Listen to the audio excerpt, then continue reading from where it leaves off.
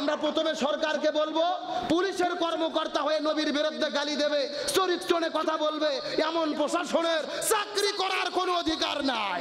সরকারকে বলবো অনতিবিলম্বে এদের গ্রেফতার করে শাস্তির আওতায় আনতে হবে। আয়েশা সিদ্দিকা রাসূলকে বিয়ে করলো, ওর জীবন যৌবন সংসার গেল। আয়েশা সিদ্দিকার কষ্ট হলো না, নবীকে শ্রেষ্ঠ বলে চরিত্র সার্টিফিকেট দিল। আর 1400 বছর পরে আয়েশার পক্ষ হয়ে তোমরা কথা বলো, তোমাদের চুলকানি শুরু হয়, তার মানে বোঝা যায় তোমরা আয়েশা সিদ্দিকার পক্ষে নয়, বরং আমার নবীজির চরিত্রের বিরোধিতা করতে চাও।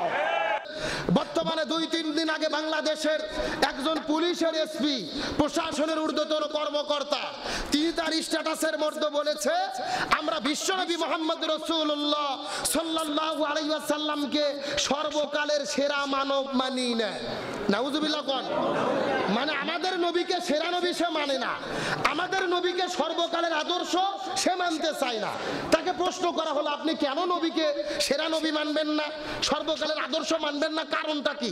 সে বলতেছে তার কারণ হলো মুসলমানদের নবী মুহাম্মদ এ ছিল দুশ্চরিত্রবান। নাউজুবিল্লাহ বলেন। সে বলতেছে এ ছিল দুশ্চরিত্রবান, লুচ্চা।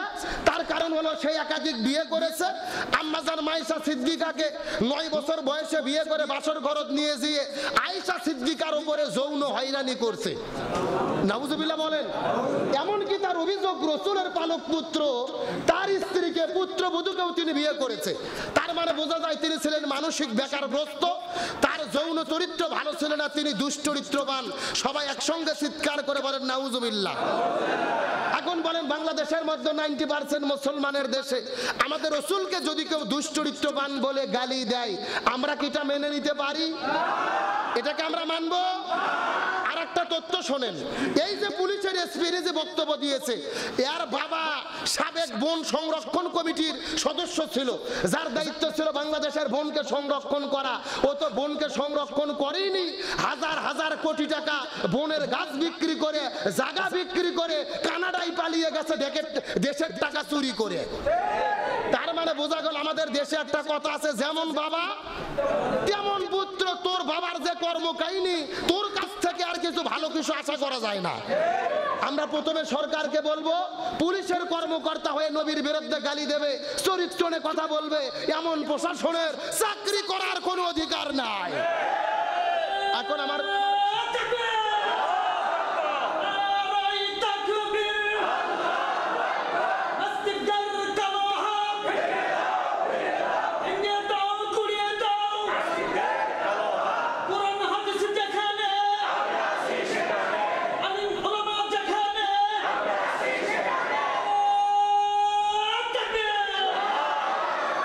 শোনেন সবাই, যেহেতু শেষ আমি একটা জবাব দেই। তার অভিযোগ যে তিনি আয়েশা সিদ্দিকা রাদিয়াল্লাহু তাআলা নাকে বিয়ে করেছেন 6 বছরে, আর 9 বছর বয়সে তাকে নিয়ে যে বাসর ঘরে যৌন নির্যাতন করেছে। যেহেতু এখানে অসংখ্য ওলামায়ে কেরাম রয়েছেন, আলেমদেরও জানা উচিত, আমার নবী যে আয়েশা সিদ্দিকাকে বিয়ে করে 9 বছর বয়সে বাসর ঘরে নিয়ে গেছে, আপনাদের দৃষ্টিতে কি মনে হয়, এটা কি রাসূল অপরাধ করছে? অন্যায় করছে? রাসূল যেটা অপরাধ অন্যায় করে নাই, তার 5টা যুক্তি। জোরে বলেন কয়টা? শুধু আপনারা না, আলেমদেরও জানা দরকার, এদের জবাবটা দাঁত ভাঙা দিতে হবে। প্রথম নম্বর জবাব হলো, আমার নবী আয়েশা সিদ্দিকাকে বিয়ে করে অন্যায় করেনি। তার কারণ হলো রাসূলের সবচেয়ে বড় শত্রু আবু জেহেল, উতবা, সাইবা, উলিদ বিন মুগিরা রাসূলের সবকিছুর বিরোধিতা করেছে। কিন্তু রাসূল যে আয়েশা সিদ্দিকাকে বিয়ে করেছে, আপনারা কি কোনো প্রমাণ দেখাতে পারবেন আবু জেহেল, উতবা, সাইবা, উলিদ বিন মুগিরা আয়েশা সিদ্দিকাকে বিয়ে করার কোনো বিরোধিতা তারা করেছে? নাই, এরকম কোনো প্রমাণ নাই। তার মানে বোঝা গেল রাসূলের শত্রুরা যেহেতু এই বিয়ের বিরোধিতা করেনি, তার মানে বোঝা যায় ওই আমলে, ওই যুগে, ওই জামানায় ছেলে বড় হলে, মেয়ে ছোট হলে বয়সের যেই যে ডিফারেন্স, এই ডিফারেন্সে বিয়ে করা ওই যুগে অবৈধ ছিল না, বরং ওই যুগে এটা বৈধ আইন ছিল। মানে ওই যুগে এটা আইন সিদ্ধ ছিল, ওই যুগে এটা যৌক্তিক ছিল। যদি আমার নবী যৌক্তিকতার বিরুদ্ধে কাজ করতো, আরে তুমি তো নাস্তিক দূরের কথা, এর প্রথম বিরোধিতা করতে আবু জেহেল। তাহলে যেহেতু আবু জেহেলের বিরোধিতা করেনি, তার মানে বোঝা গেল ওই জামানায় এটা কি ছিল? আইন সিদ্ধ ছিল, আইনে ছিল।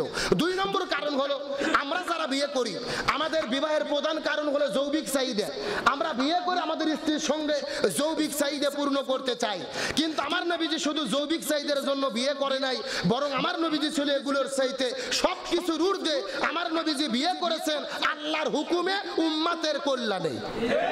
এখন বলবেন হুজুর রাসূল যৌবিক চাহিদার জন্য বিয়ে করে নাই, প্রমাণ 1 নম্বর প্রমাণ আমার নবীজি সর্বপ্রথম বিয়ে করেছে আম্মাজান বিবি খাদিজাতুল কুবরা রাদিয়াল্লাহু তাআলা আনহাকে।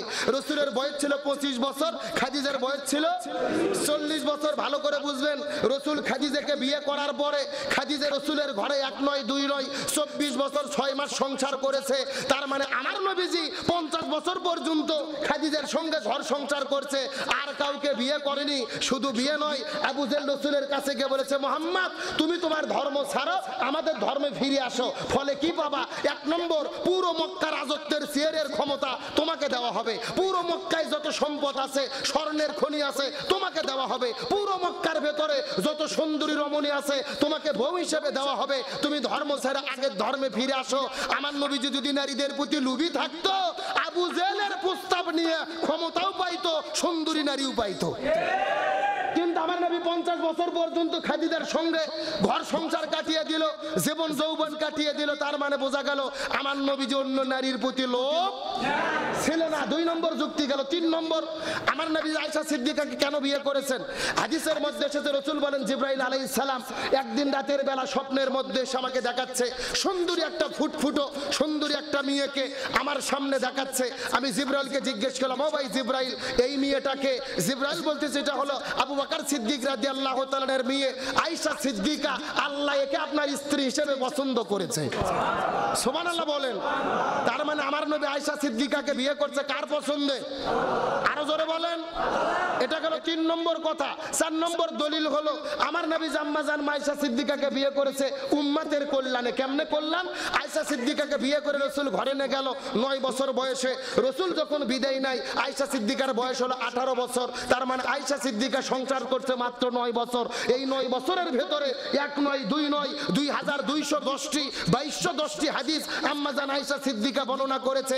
রাসূল বিদায় নেওয়ার পরে অনেক সাহাবীরা, মহিলারা, হাজার হাজার সাহাবী তাবিঈরা আয়েশা সিদ্দিকার কাছে গিয়ে এই হাদিসগুলো জানতো, শরীয়তের মাসলা মাসাইলগুলো জেনে নিত। এখন রাসূল যদি আয়েশা সিদ্দিকাকে 9 বছরে বিয়ে না করে 18 বছরে বিয়ে করত, এই মুসলমানদের, মুসলিম উম্মার এই মহান খেদমতকে আয়েশা সিদ্দিকা করতে পারতো? এই ফয়সালাগুলোকে আমরা পাইতাম? তার মানে বোঝা গেল রাসূল আয়েশা সিদ্দিকাকে বিয়ে করেছে মুসলমান, মুসলিম উম্মার কল্যাণের জন্য। আর সর্বশেষ কথা, আয়েশা সিদ্দিকাকে রাসূল 9 বছরে বাসর ঘরে নিয়ে গেল। তুমি বলতেছো যৌন নির্যাতন করছে। আয়েশা সিদ্দিকা এমন কথা কি জীবনে কখনো বলেছে? বরং আয়েশা সিদ্দিকার কাছে রাসূল যাওয়ার পরে জিজ্ঞেস করলেন, রাসূলের ওফাতের পর আয়েশা সিদ্দিকা, রাসূলের ব্যাপারে তোমার মতবাদ কি? আয়েশা সিদ্দিকা বলে, তোমরা কি কোরআন পড়োনি? পবিত্র কোরআন যা, আমার নবীও ছিল তা। সুবহানাল্লাহ কোন? আর এই কোরআনের মধ্যে আল্লাহ তাআলা বলেছেন, ওয়া ইন্নাকা লা আলা খুলুকিন আযীম। আমার নবী হলো পৃথিবীর সর্বশ্রেষ্ঠ চরিত্রের অধিকারী। যে রাসূল সম্পর্কে আল্লাহ বলেছেন, ওমা আরসালনাকা ইল্লা রাহমাতাল লিল আলামিন। আমার নবী হলো জগৎ সমূহের জন্য, জগৎ সমূহের জন্য রহমত স্বরূপ।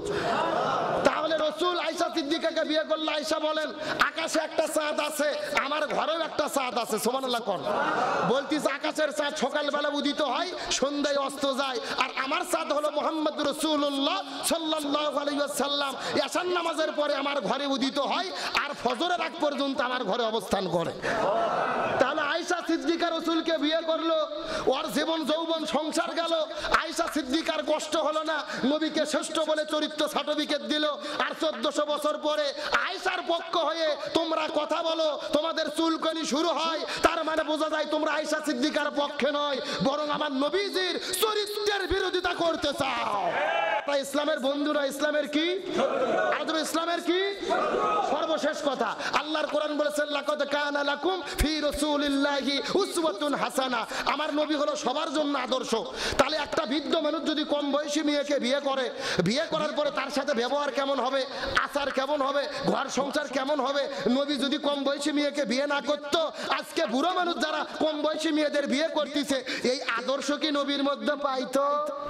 এখন পাইতো? তার মানে বোঝা গেল রাসূলের জীবনের শ্রেষ্ঠ আদর্শ প্রমাণ করার জন্য আমার আল্লাহর হুকুমে রাসূল বিয়ে করেছে। তাহলে শেষ কথা, আজকের আলোচনার শেষ কথা, আমার নবী যে আয়েশা সিদ্দিকাকে বিয়ে করেছে, এটা যৌক্তিক ছিল, এটা কোনো অপরাধ ছিল না। এই বাংলাদেশে যে রাসূলের বিরোধিতা করে, রাসূলের চরিত্রের বিরুদ্ধে কথা বলে, সরকারকে বলবো অনতি বিলম্বে এদের গ্রেফতার করে শাস্তির আওতায় আনতে হবে। কারা কারা দুটো হাত আল্লাহকে ধরে দেখান, লিল্লাহি তাকবীর। এখন মানুষ মুসলমান হওয়ার পরে বলেন তো দেখি আমাদের সর্বপ্রথম দায়িত্ব কি? অধিকাংশ লোক বললেন নামাজ। নামাজ বাদ দিয়ে দ্বিতীয় উত্তর দেওয়ার মতো কেউ কি আছেন? তাহলে বোঝা যাচ্ছে আপনাদের সবার ধারণা মুসলমান হওয়ার পরে প্রথম দায়িত্ব কি? এটা সম্পূর্ণ ভুল। কালেমা পড়ে মুসলমান হওয়ার পরে প্রথম দায়িত্ব নামাজ নয়, প্রথম দায়িত্ব রোজা নয়, প্রথম দায়িত্ব হজ নয়, প্রথম দায়িত্ব যাকাত নয়। একজন মানুষ মুসলমান হওয়ার পরে প্রথম দায়িত্ব হলো কোরআনের জ্ঞান অর্জন করা। সুবহানাল্লাহ বলবেন না? এখন প্রশ্ন করবেন, হুজুর এতদিন হুজুরদের কাছে শুনে আসলাম নামাজ পড়া লাগবে, আর আপনি বললেন কোরআনের জ্ঞান অর্জন করা, দলিল কি? দলিল জানার দরকার আছে না? রাসূল করিম সাল্লাল্লাহু আলাইহি ওয়াসাল্লাম এক নয় দুই নয় 3.5 বছর গাড়ি হীরার মধ্যে তিনি গবেষণা করেছেন। অনেকে বলে ধ্যান করছেন, আসলে ধ্যান না। আমার নবীজি গবেষণা করছেন কিভাবে মানুষকে অন্ধকারের পথ থেকে আলোর পথে আনা যায়, মানুষকে পরিবর্তন করা যায়। 3.5 বছর গবেষণা করার পরে বলেন তো আল্লাহ কি আমার নবীকে প্রথম নামাজের কথা বলছে, হজের কথা বলছে? কি কথা হয় কি, কানে কিসের কথা হচ্ছে? তাহলে সর্বপ্রথম আল্লাহ যে বিধান দিয়েছিল বলেন তো বিধানের নাম কি? সে হুকুমটা কি? ইকরা বিসমি রাব্বিকাল্লাযী খলাক, পড়ো তোমার প্রভুর নামে যিনি তোমাকে সৃষ্টি করেছেন। তার মানে আল্লাহ প্রথম নামাজও বলে নাই, হজও বলে নাই, যাকাতও বলে নাই। আল্লাহ প্রথম বললেন কিসের জ্ঞানের দরকার? আর একটু জোরে বলেন। আমার প্রিয় বন্ধুগণ, মুসলমান ভাইরা গভীর মনোযোগ।